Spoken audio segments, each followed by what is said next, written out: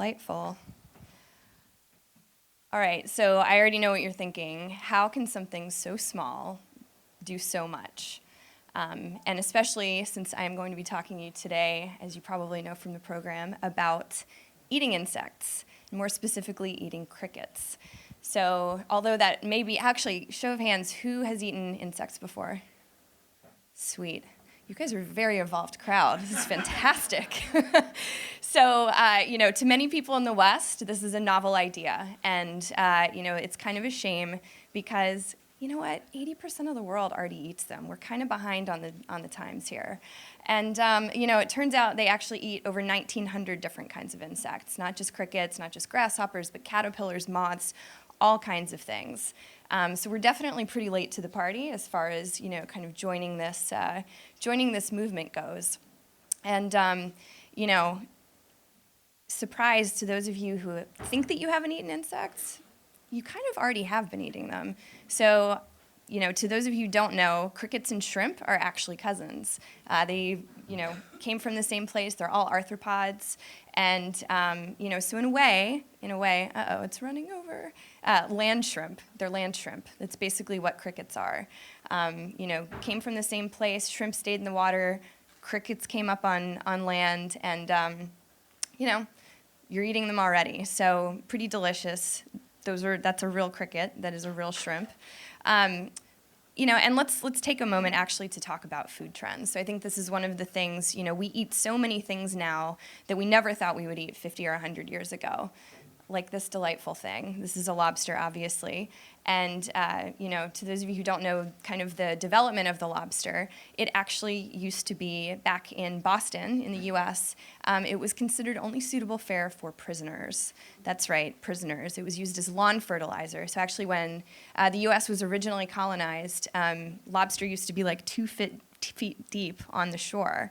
And so people kind of, didn't know what to do with it. There was something about the abundance of lobster that made it not very palatable to people. And so, they fed it to prisoners. And now, as we all know, a lot of the times when people get their last meal in prison, it's actually what they ask for. So there's kind of some irony there. The thing that actually changed the lobster's fate was the rise of the canning industry. So started sticking it in cans. Meat was like 40 cents a can. Lobster was like 11 cents a can. And trains in the middle of the country that were not in Boston, where people thought it was trash food, started buying it because it was so cheap.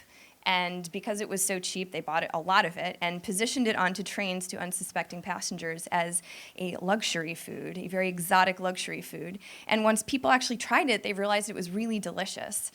So, another thing that really changed it was how people prepared it. So that can be another way that foods really change and evolve and become popular. Now we cook lobsters while they're living. Used to be that they would kill them first, and it actually changes the color and the texture quite a bit. So it's a big thing. So we never thought we'd eat lobster, sushi, all of these things 50, 100 years ago, and now they're big staples in our diet. So now that we've kind of talked about the food trends and where everything's been and going, we'll get into the life-saving, world-saving stuff. So we are in a really interesting position because our world population is growing exponentially right now. By 2050, there are going to be 9 billion people on this planet. 2100, there are projected to be 11 billion people, and we do not have enough protein especially, but enough food to feed everybody. We actually are going to need 55% more water.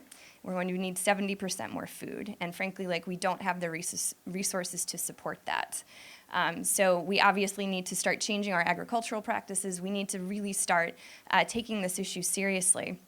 And one of the main culprits here, and we'll get into the really meaty stuff with livestock later, but in 2050, we're not going to have beef as an option anymore. Beef is actually going to be priced the same way that caviar is. It's going to be very expensive. It's going to be priced out of reach for most people on the planet, never mind just the West, but especially for those in developing countries. And it's going to be the same for pork, for chicken, and it's a matter of resources. We just don't have enough water to continue to support these systems. There are a lot of really interesting things happening with plant-based proteins that are really exciting, but plants still take a lot of water, a lot of land to produce, and we're just not going to have it. So that brings us to this whole idea of edible insects. So, my company, Biddy Foods, actually is working on infusing the foods that we eat every single day with this highly sustainable and really delicious, and you can decide for yourself later if it's delicious.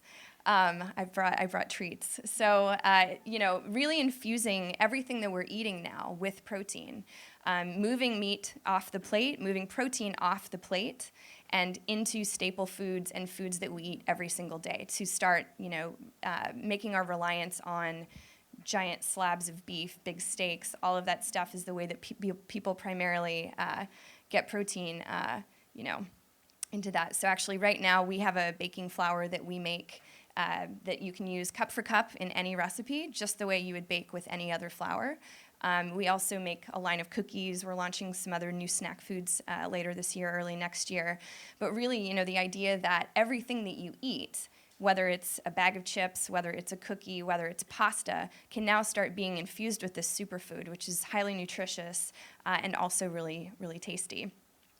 So one question we get a lot is, okay, fine, but what's cricket flour? That's what cricket flour looks like. So we found that actually one of the main barriers to edible insects really getting adoption is the visual barrier.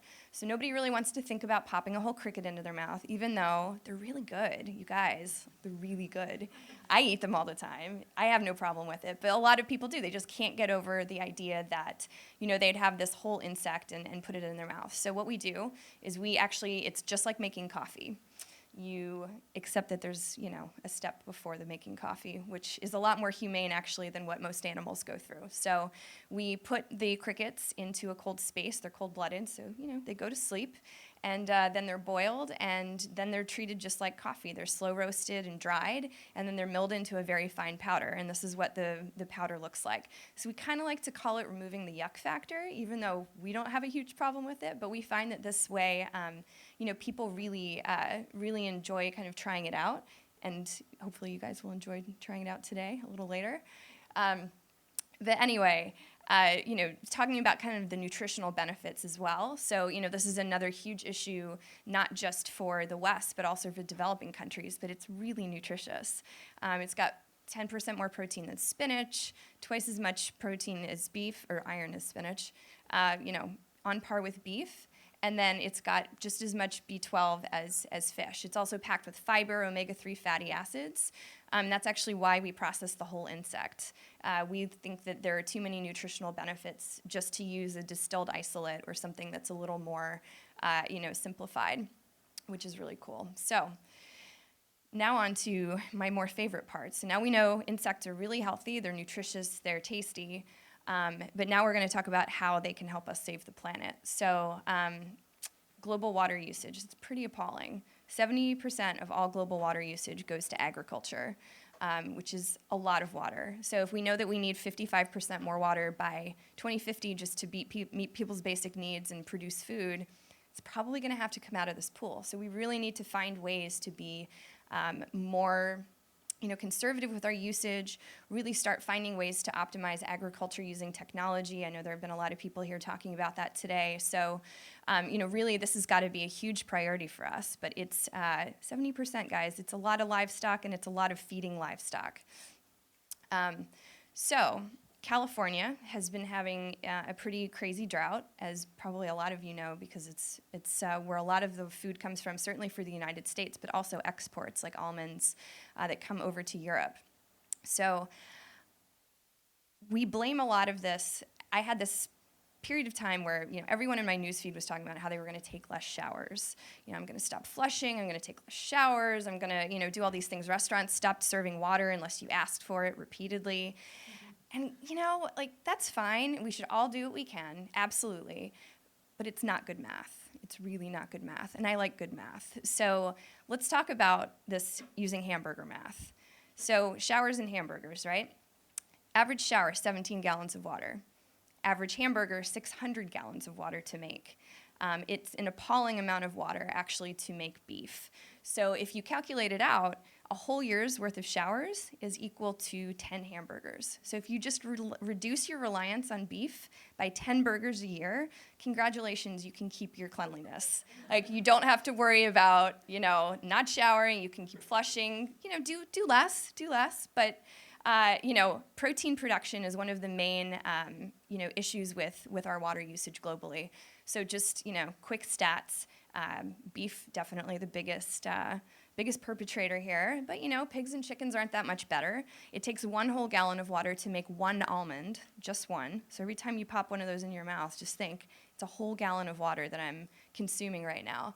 And crickets actually only take 1 gallon of water for 1 whole pound of protein, which is pretty great. So, again, it's one of those, really great little stats that you can share with your friends if you're talking about water or somebody's, talking about not showering. 10 hamburgers, a whole year's of showers. That's it. So another thing that's really pretty shocking is the way that we actually waste food. So, interesting stat, 1/3 of all food produced on the planet is lost or wasted. This isn't just in the West. In the West, the problem is actually waste. We throw away so much. In developing countries, it's actually a function of poor supply chains and storage and things like that. And so, we think that there's actually a really, really interesting idea here, which is starting to, in the US we call them ugly vegetables. I know in France there are a lot of things that are happening with, markets starting to repurpose these and find new uses and ways to, start putting these back to work. But crickets will eat anything, actually. So they're omnivores. They enjoy meat, but they also really enjoy vegetables. And we think that, part of this issue is actually starting to repurpose these food waste streams, things that are perfectly fine. Like, there's nothing wrong with these vegetables except that maybe they have like an extra little sprout somewhere. Well, who cares? It tastes the same, and nutritionally it's the same. And this becomes really important for developing countries too. Just for context, actually, the West wastes as much food, like straight to the trash can, as all of the food produced, net food production in sub-Saharan Africa. It's pretty embarrassing. So we've really got to start thinking about, how to get rid of this food in a more economical and sustainable manner, and really start doing some good with it rather than just tossing it in the garbage. So that brings me to another really cool thing, which crickets can certainly be part of, which is vertical farming. So by 2050, 80% of the world's population is going to live in urban centers, which means that the urban centers are going to expand, but it also means that if we want to follow this whole fresh local movement, that we really need to start figuring out how to farm more efficiently and farm in ways that, suit themselves to urban centers. So what better than vertical farming?